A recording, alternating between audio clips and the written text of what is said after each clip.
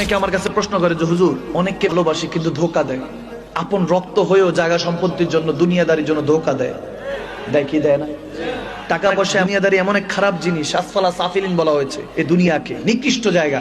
আপনি ধোঁকা খেয়ে বোকা হবেনি। আমার নবীর কাছে এক সাহাবা এসে বলছে, ইয়া রাসূলুল্লাহ, যাকে ভালোবাসি, যাকে বিশ্বাস করি, সেই ধোঁকা দেয়, চিনবো কিভাবে কে সত্যিকারের বিশ্বস্ত? আমার নবী বলতেছেন, তাহলে বিশ্বস্ত হওয়ার একটা ওজিফা দিলেন। সুবহানাল্লাহ বলেন। বলে, ইয়া আলিমু ইয়া রহমানু ইয়া রাহিমু। পড়েন, ইয়া আলিমু ইয়া রহমানু ইয়া রাহিমু, ইয়া আলিমু ইয়া রহমানু ইয়া রাহিমু। তিনবার পরে বলতেছে, মনে মনে তিনবার পরে যাকে বিশ্বাস করতে চান তার চোখে চোখ রাখেন।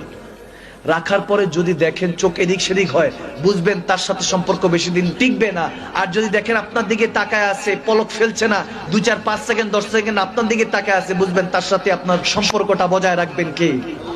আওয়াজ দেয় না কে? আবার দেখো যুবক, কোনো জায়গায় ট্রাই করো না। বুঝে গেছেনি? যুবক তো বড় মারাত্মক, কোনো জায়গায় ট্রাই করা যাবে না। এটা হলো আপনার বিশ্বস্ত বন্ধু চেনার উপায় বলেছি। কি কষ্ট হয়েছে? আল্লাহ হেফাজত করুক, আমিন বলেন।